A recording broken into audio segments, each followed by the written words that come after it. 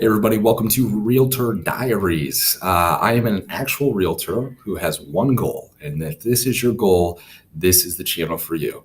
Cold calls into neighborhoods, seeing if they had thoughts about selling and turning those into sales. Period. Case closed. I am currently mentored by the top two agents in my area that have been doing this for 7 years and still continue to do it today for a reason. It becomes a systematic approach to completely optimize your business at will and create sales out of thin air and help people in your area. And so, if that is what you're looking to accomplish, this is the specific channel dedicated to exactly that, because that is my specific goal in my business. I've been doing this for over 7 weeks and tracking everything you can possibly imagine. And I want to bring this information to you because I feel like there's a lot of nuances I gained by doing it myself and learning from those who actually do it and get results versus just watching YouTube personalities talk about it.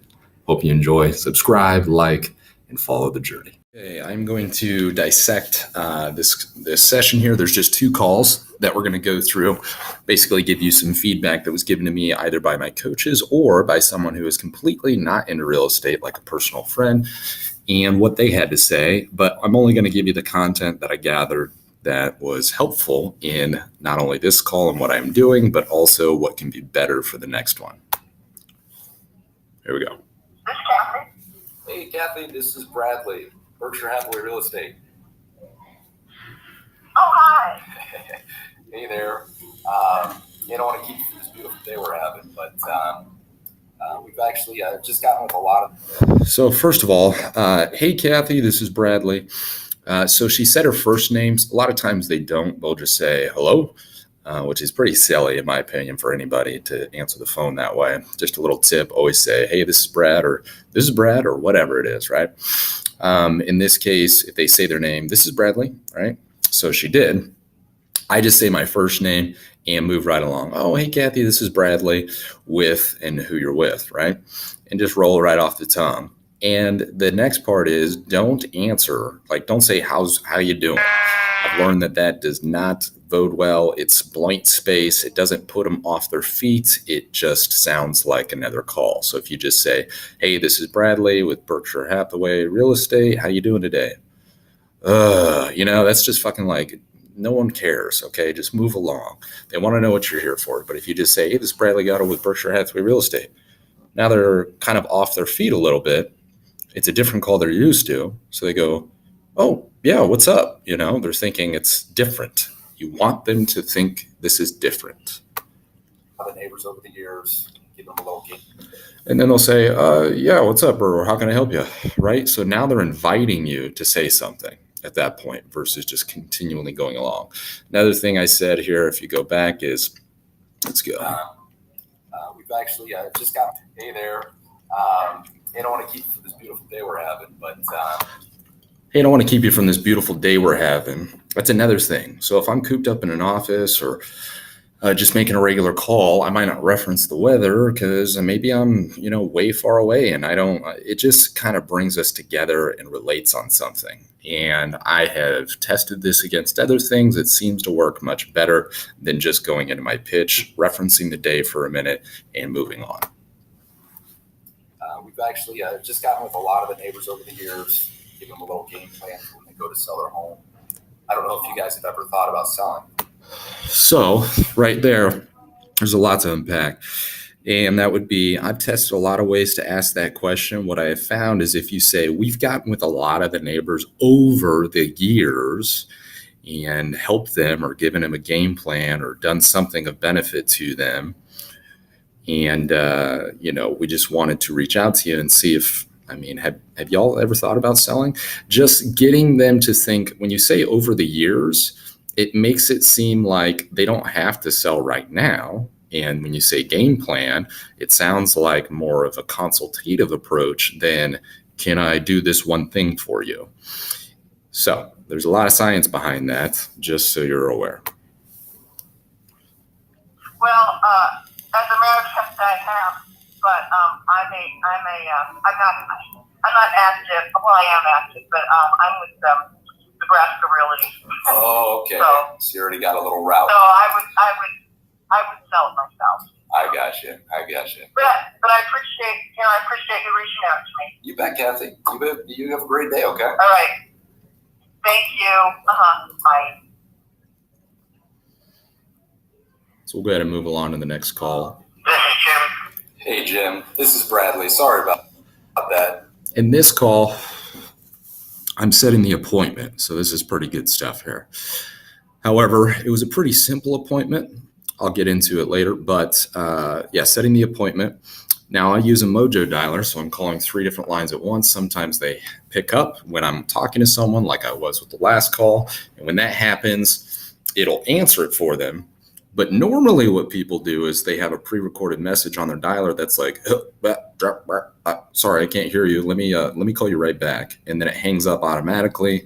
And then they're the first one in queue or K or whatever to call next on the dialer. So they'll be called right after you're done with your conversation, and it'll pick up to them. It'll signify that you're calling someone that you're calling back, right? So they received a blah, blah, I can't hear you. Let me call you back. Let me just tell you, I think that approach, I cannot believe no one has discovered that is stupid. So most of the time, it sounds absolutely dumb. Number one is when somebody picks up the phone, they're like, hey, this is Jim. And right away it says, hello? Hello? Oh, I can't hear you. So your recorded message sounds like crap because nobody calls someone and then says, hello.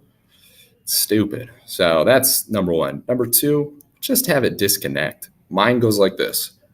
Open, hello, this is Jeff. Like that's how they would answer. And then it goes, and then it clicks out. That's it. No words, no nothing, just disconnects. That is a more likely scenario than you saying, let me call you right back. Okay. It's just weird. Plus people will call you out on it. Just have it disconnect. And when it picks back up, say, hey, sorry about that. And go into it. With Berkshire Hathaway Real Estate. Yes, go ahead. Hey, I don't want to keep it for this beautiful day we're having. It's just gorgeous. But first off, do y'all still have that property on Lafayette Ave? What? Do you have that property? It's the other property we have. Oh, it is. Okay, good. That's the reason for the We call. sold the cabin. Oh, I'm sorry. Go ahead. We sold the cabin in Woodcliff before all the crap started happening. Oh, I got you. How long ago was that? Last year. Okay. Enjoying the neighborhood? Everything good? So I'm asking, do y'all still have that property on blah, blah, blah street? Now, I will tell you, my coaches have told me probably not a good approach to ask because it might be intrusive. Currently, it's working for me. That's all I will say about it. I may adjust. I may not. Not everybody has the same flow that works for them. What I seem to find is when you say, do y'all still have that property on blah? It's not a question they normally get. So again, you're different, gets them out of that unconscious state of responses to, I need to think a little bit, what's going on here. Two, also saying still, when you still have that, do you still have that property? Then they're kind of thinking, yeah, I guess I do. Like still having it means there's something wrong with having it or questioning, why do I still have it? And so it really points me in a good direction of getting them in the right thought process of asking the next question. Great neighborhood. Good. I'm glad you found us. I have a question. Yeah, go ahead. So normally I would go right into, hey, we've been getting with the neighbors over the years and helping them out and all that stuff and seeing if you had thoughts about selling.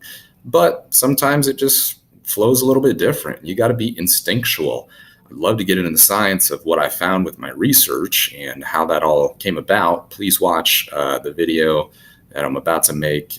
It'll be done by the time you watch this, which talks about the research of my experience. I'm a completely scientific data freak and at the same time a very instinctual human, and there is no in between. And what I have found is when you can marry the two, you get the best results with humans and these calls. But I'll let it continue. In our basement, there's a room which we made a bedroom, and there's no exit. So I had Trash put in one of those, the two windows. Yeah. Could I advertise that as an extra bedroom now or not?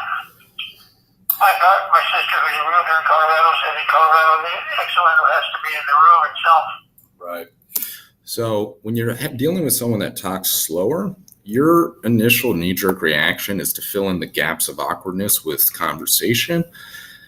I would advise you to just pause longer, again, mirroring their tempo, so to speak, right? People talk about that, and there's truth to it in certain ways, but you got to let them finish their thought, and it makes them know that you're listening. Keep in mind, they have something they want to say. It's just taking them a minute to kind of think about how to put it into words. If you talk over them, you'll sound silly. So the way they do it here is it's based on the height that the window is up. So depending on how tall the floor is to the window is going to determine if they'll count it as a bedroom. But I'd have to look at that figure to find out exactly for you. Were you planning on selling the Lafayette? So we've established something and a question. I've given him a little bit of feedback and telling him I'd have to take a look. So insinuating that I'm going to be doing some research for him. And so it's a good time to ask that question again. Address? Okay. Okay. You I'm just, 82, my wife's 80, so okay. we're not planning on staying here 20 years. Right. Although we'll probably stay here until one of us dies. Well, it should be a while, okay? Let's hope that's a while, okay? Hey, do I have to call the emergency room? You guys aren't going anywhere soon, are you? I don't know. I mean, I've heard those different types of responses. They seem to work well to that because you'll get that a lot. We're going to stay here till we die. Well, just have a response for that works and is, maybe a little lighthearted. Jim, something I'm doing for some of the neighbors is just going over the property value that your home is at and where it could go. And then also I can take a look at that window for you if you'd like. Would it be okay if we got together? I like that. Okay. So I maybe should have just said, if you'd like, and just stayed there. Would it be okay if we get together? I didn't need to say that. Obviously, he responded right away. We'll keep going through this. I'll criticize myself. So here we go. I normally try to get with folks I can do either at 10 a.m., at 2:30, or 6:30. What would be? Here's the deal. What I have learned is that the more it sounds like you do this all the time and it's not a big deal and you have a process, the easier it is to accept what you're doing because obviously you know what you're doing and it sounds like you definitely could be helpful, right? So if I don't have times mapped out, it sounds like this is something that I'm going to have to kind of figure out and work at my schedule. And it's just like kind of pauses, the whole process versus being, hey, I normally get with people. And in this scenario, since it's an older person, I throw in 10 a.m. Normally I would say 2:30 or 6:30 p.m., which time, I'm not sure what day will work, but which time it would normally work that you're both home, something like that. But I'll throw in 10 a.m. for older folks because that is a much better time. Would be better for you normally. 10. And then It's on Tuesday. My wife volunteers on Tuesday. She's not here. Okay. And she would want to be here for that. Would Thursday or Friday this week work better? Or if not, we can do next week. It's up to you. Let me look for her calendar. She's outside working on her garden now. Take your time. Making sure you don't sound like super surprised that there's an appointment coming right away. I mean, I barely did anything and got an appointment, right? Well, here's where you mess this one up. You sound all giddy and excited and nervous and blah versus, yeah, that makes sense. Obviously, that's why I called. I was planning on getting with you and here we go. Like, that's just what we do. That is absolutely freaking huge. And you know what I'm talking about. You get all nervous and you just sound stupid. And so sounding calm, cool, and collected and being like, yep, that's what I expected makes it seem so smooth, easy, and professional. Hey, thanks for taking a look at this. Hey, if you want to learn more about the science of where this information is coming from, the way that I track the data, the way that I am backing all of this up to be the most scientifically and researched project ever, take a look at this video over here and learn more about that. And remember, stop making calls, start making money. Take a look.